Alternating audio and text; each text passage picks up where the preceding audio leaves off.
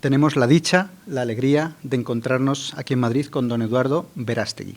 En primer lugar, Eduardo, de corazón, muchas gracias por atender a este modesto medio. Gracias a ustedes, gracias. Bueno, si te parece, vamos a hablar un poquito de la película, de la repercusión que ha tenido, por qué merece la pena ir a verla, y luego reflexionaremos sobre la sociedad, ¿no? Sobre si reina Cristo en la sociedad o no. Debería reinar, pero lamentablemente no reina, ¿no? Vamos a hablar un poquito de esto.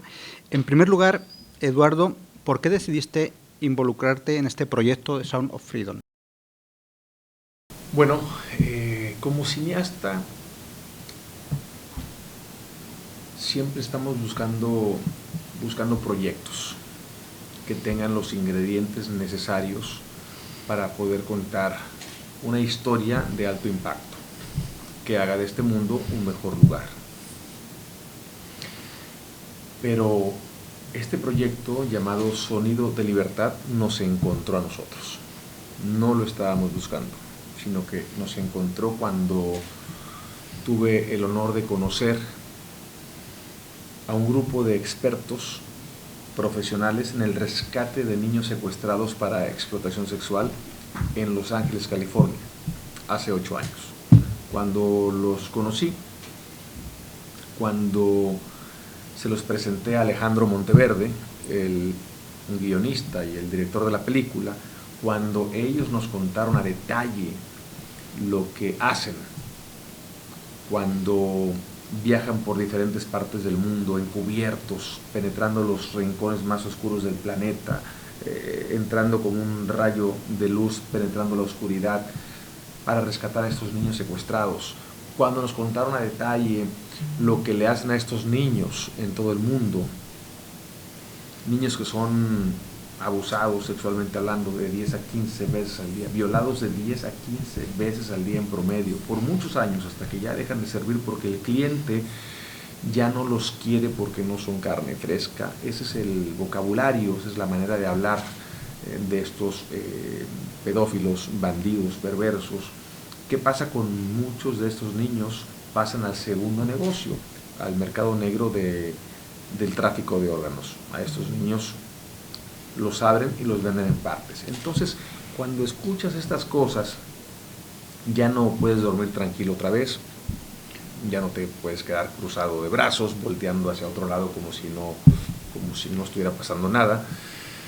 Y ahí empieza este diálogo con ellos, ¿no? De parte nuestra de querer participar en su movimiento para erradicar la trata de niños. Y lo primero que uno dice es: ¿qué puedo hacer? ¿Cómo puedo servir? ¿Cómo me puedo sumar a este movimiento? Y empiezas a aprender muchas cosas, como por ejemplo, te das cuenta que esto es un problema global, número 1. Número 2, el consumidor número 1 de sexo con niños en el mundo son los Estados Unidos. Número 3, el proveedor número 1, México, de donde soy.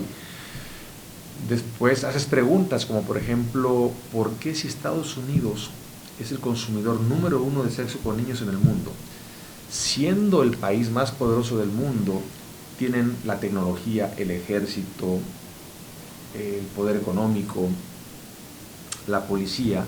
¿Por qué no terminan con este problema de una vez y por todas? Y cuando te contestan, porque no es prioridad para el gobierno, respondes: entonces, ¿qué hacemos para convertir este problema en prioridad? Para que sea, para que esté dentro de la agenda, ¿no? del gobierno. Si está en la agenda, hay presupuesto, y si hay presupuesto, entonces ejecutas una estrategia para acabar con el problema.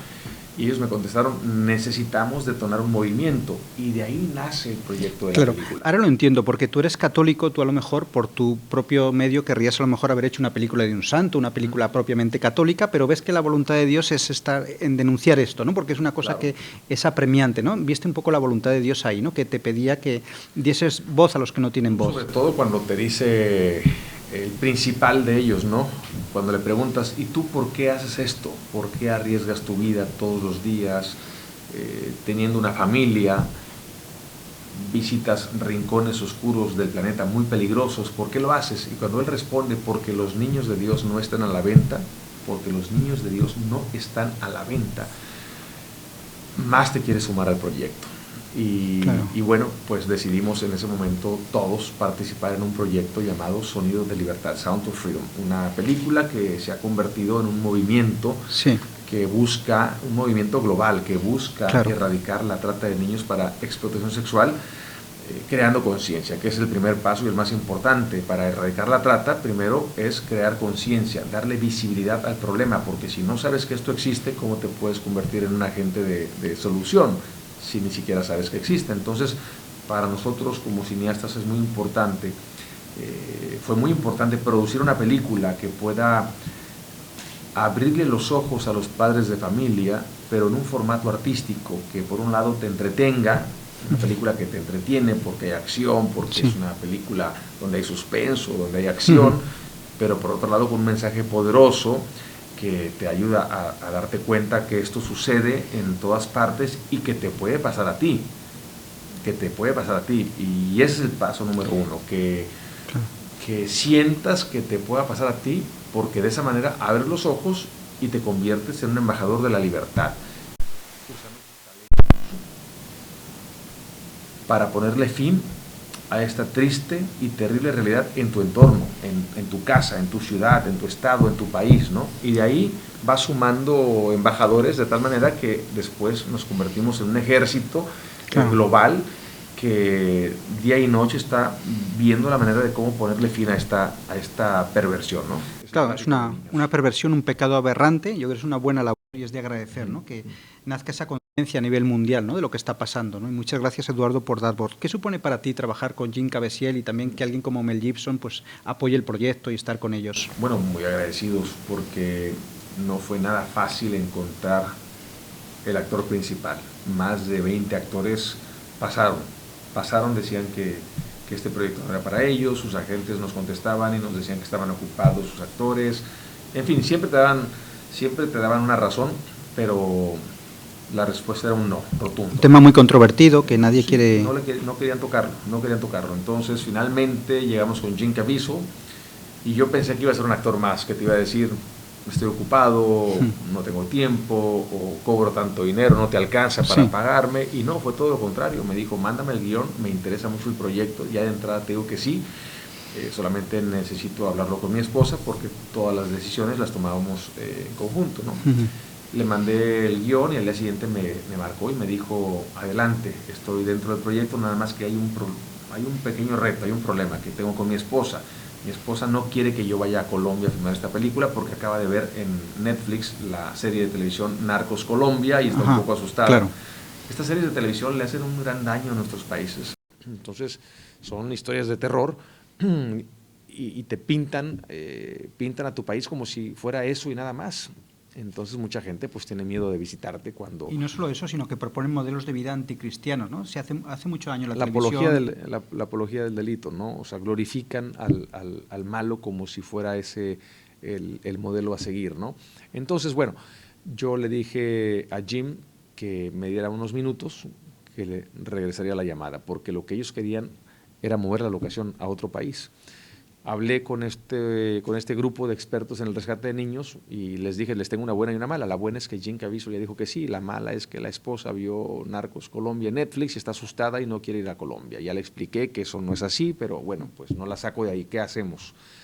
Bueno, me dijeron, diles que si 30 ex Navy SEALs, ex agentes militares, son suficientes para cuidarlo. Pasé el mensaje, me dijeron que sí y unas semanas después estábamos filmando la película en Colombia con 30 ex Navy SEALs que nos acompañaron. Como Dios pone los medios, es increíble. Y fue increíble lo que pasó porque sucedió un milagro. La mitad de ellos no fueron al siguiente día, al set. Y yo como productor me di cuenta, pero no quise decir nada. Pasaron las semanas y no llegaban hasta que finalmente me doy cuenta que era lo que estaba pasando.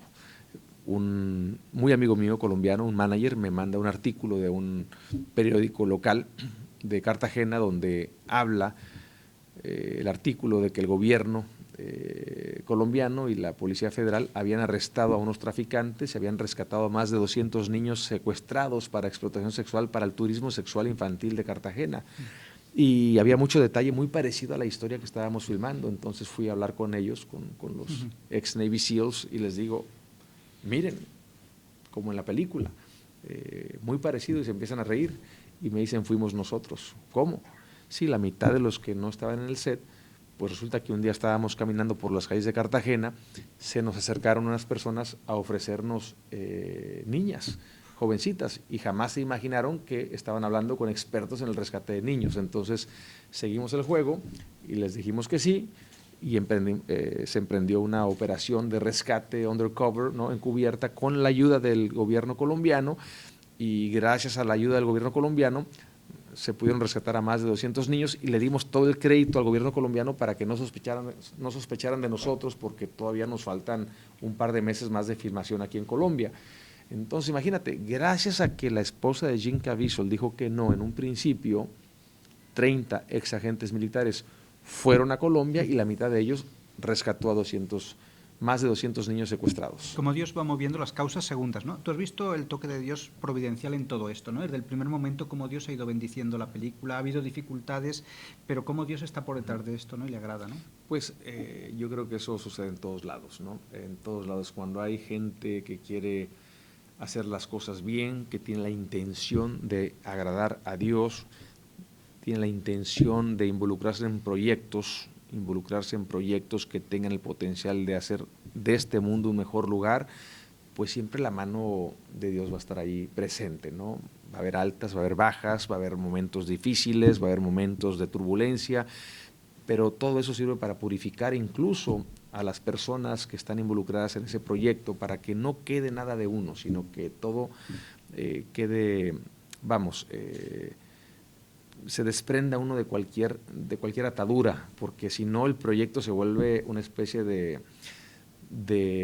Dios y te conviertes en un idólatra, porque llega un momento donde justificas todo y te enamoras tanto de tu proyecto, y Dios lo que quiere es que te desprendas del proyecto para que pongas tu mirada en Él, y entonces sí el proyecto pueda dar frutos en abundancia, ¿no? Sobre todo cuando tiene tanto éxito a nivel mundial, es difícil estar en humildad, decir, Señor, lo hago todo por tu gloria, no quiero yo ser el triunfador, el que gane mucho dinero con esto, que bueno, que eso es la añadidura, pero claro, buscar primero la gloria de Dios. Yo creo que fue por eso que nos tardamos mucho.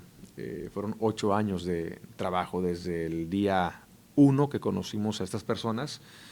Después la película la terminamos hace 5 años y no encontrábamos distribución porque nos cerraban las puertas, nos decían que la película no iba a funcionar, que la película nadie la iba a ver, y así estuvimos 5 años con puros cerrones de puertas, y ante estas negativas tienes 2 caminos: o te rindes y tiras la toalla y te vas a buscar otro proyecto, o cuando de salvar vidas se trata, no te puedes rendir y sigues adelante, ¿no? Y fue la opción que escogimos nosotros. Dios os fue probando, ¿no? Ha invertido tanto tiempo, tanto dinero y nadie quiere ahora, ¿por qué, Señor? ¿No? Tú lo pondrías en oración. Bueno, si es tu voluntad, pues lo he intentado. Claro. Pero bueno, has tenido fe, y al final, cuando ha habido esta repercusión mundial, dices, gracias, Señor, ¿no? Vino un éxito 360, como dicen, ¿no? Porque antes habíamos tenido éxito, por ejemplo, con la película de Vela, una película que también nos costó mucho trabajo hacer, fue la primera película que me tocó producir,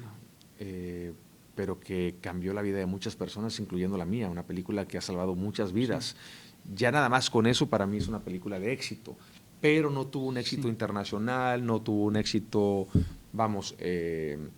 económicamente hablando, no se recuperó la inversión, y nosotros estábamos de alguna manera, por un lado muy contentos porque con una vida que haya salvado, no tiene precio, claro, ¿no?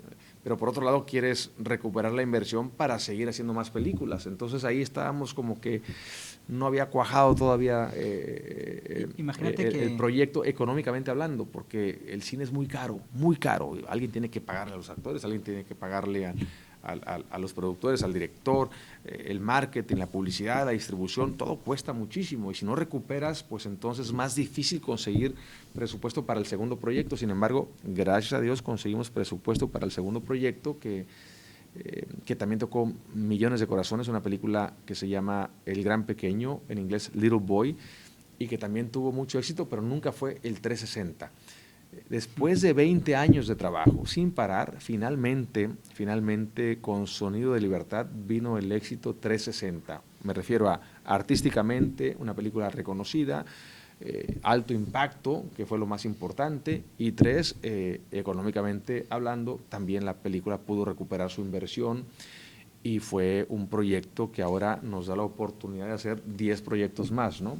Entonces, muy contento con la gente que fue a ver la película y que se tomaba videos en modo selfie, recomendando la película. Cientos de miles de videos en redes sociales de personas que se convirtieron en embajadores de la libertad recomendando la película. Pero sin duda alguna me atrevo a decirte que esto fue un milagro. Toda la gloria a Dios, porque humanamente hicimos todo lo que estaba en nuestras manos y las cosas no sucedían. Entonces yo sí creo que hubo una intervención divina en este proyecto que sigue volando muy alto, nadie lo puede parar, esta lucha contra la trata nadie la puede detener. Esta película, repito, es un movimiento global que busca erradicar la trata y cada día se suman más personas a este movimiento.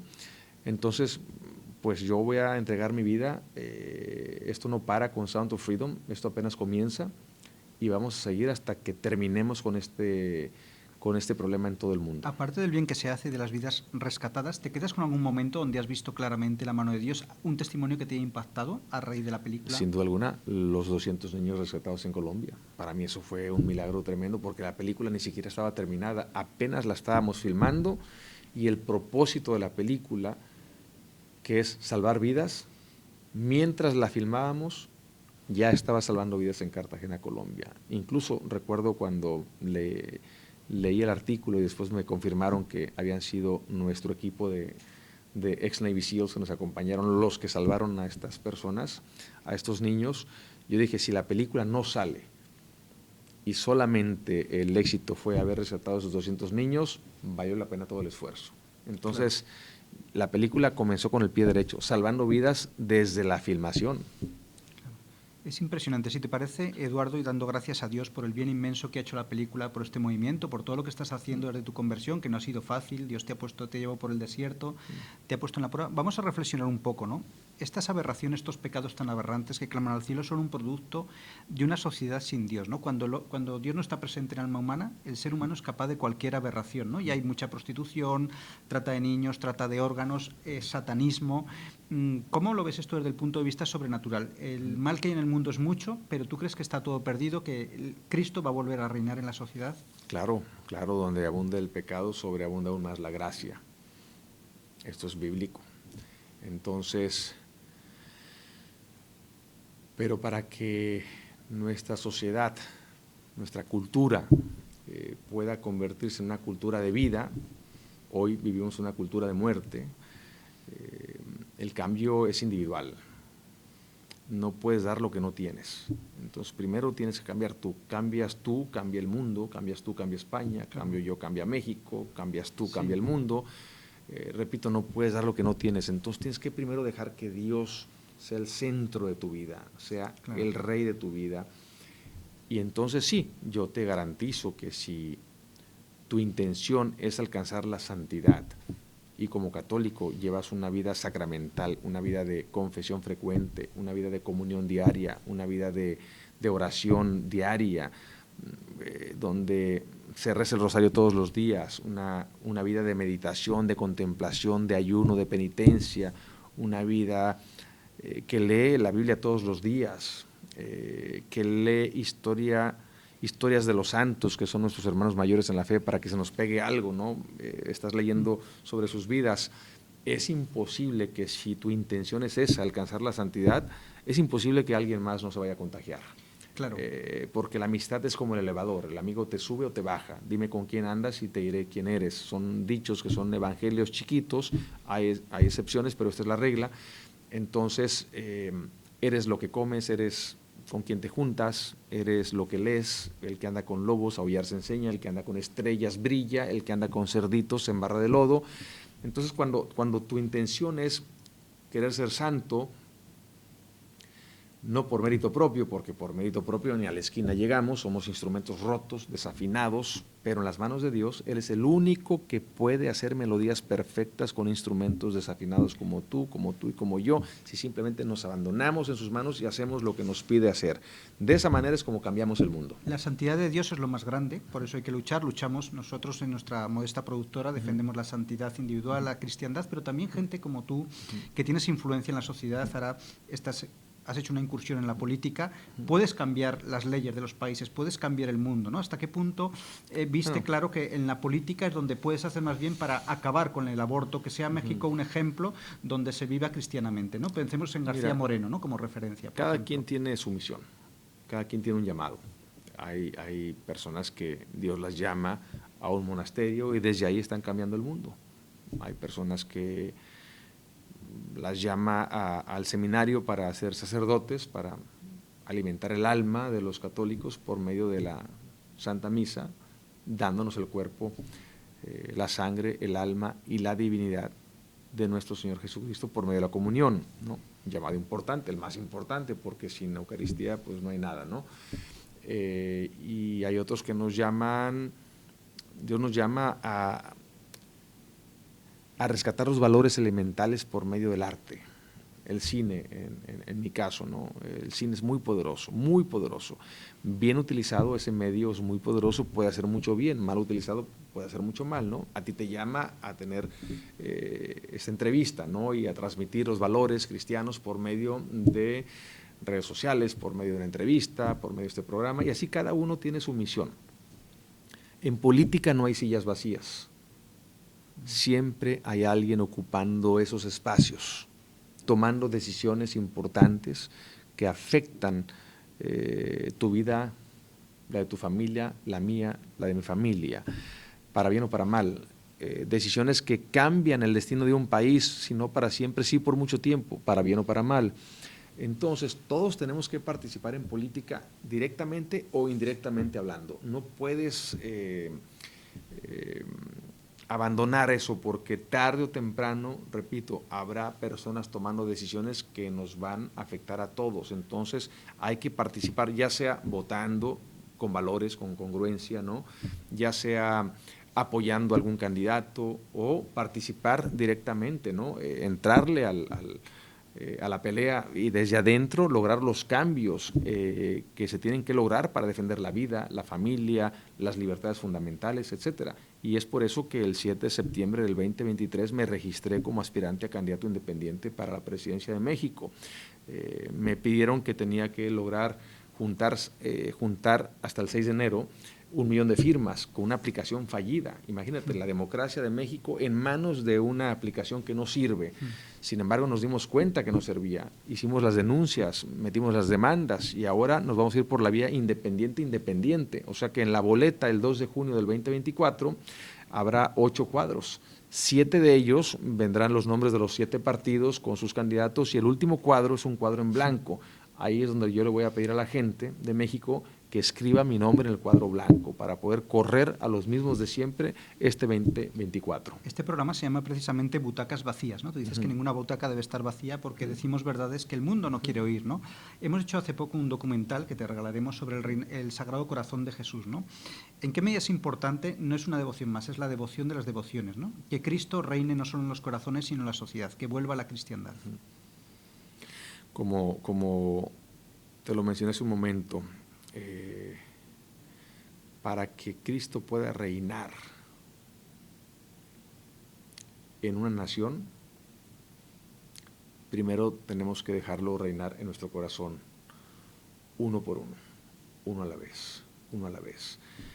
Y porque al final del día nos estamos jugando la eternidad y nuestro propósito, mi propósito es salvar mi alma,